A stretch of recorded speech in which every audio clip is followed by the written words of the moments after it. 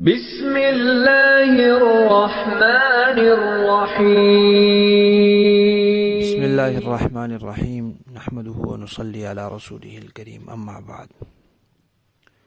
زکوٰۃ کی ادائیگی سال گزرنے پر واجب ہو جاتی ہے اور اس کو فوراً ادا کرنا ہوتا ہے۔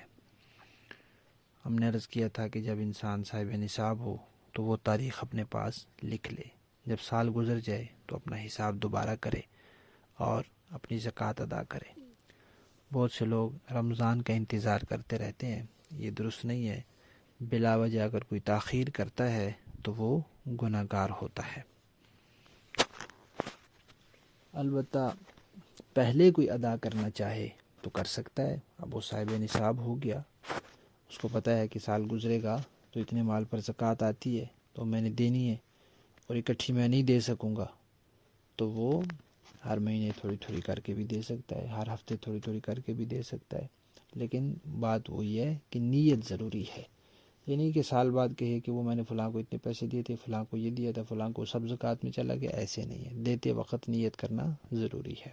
پہلے نیت ہوتی ہے، دینے کے بعد نیت نہیں ہوتی۔ تو مثلا کسی آدمی کی 10,000 زکوٰۃ بنتی ہے سالانہ، وہ ہر مہینے 1,000 روپیہ دے دے تو 10 مہینے میں زکوٰۃ ادا ہو جائے گی۔ تو اس طرح تو ہو سکتا ہے کہ پہلے دے دے، لیکن ایک دفعہ صاحب نصاب ہو جائے، پھر صاحب نصاب ہونے سے پہلے نہیں، صاحب نصاب ہو جائے اور پہلے دے دے، پھر چاہے کئی سال کی دے دے، اکٹھی 10 سال کی دے دے، اور بعد میں حساب کرتا رہے کہ اتنی دے دی ہے، لیکن حساب پھر بھی کرے گا۔ سال گزرے گا، اس تاریخ کو حساب کرے گا کہ اتنی زکوٰۃ بنتی ہے، اتنی میں دے چکا ہوں، یا اتنی زیادہ دے چکا ہوں، جو زیادہ دے چکا ہے وہ اگلے سال کی زکوٰۃ میں شمار ہو جائے گی۔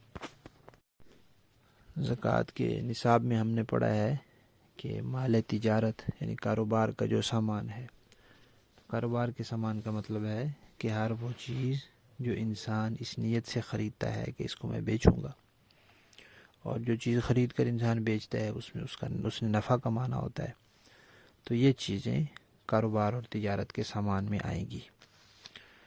پھر وہ چاہے زمین ہو، چاہے پلاٹ ہو، چاہے وہ گھر کی کوئی چیز ہو، کوئی بھی چیز جو آپ نے خریدی ہے اس نیت سے کہ اس کو میں نے آگے بیچنا ہے۔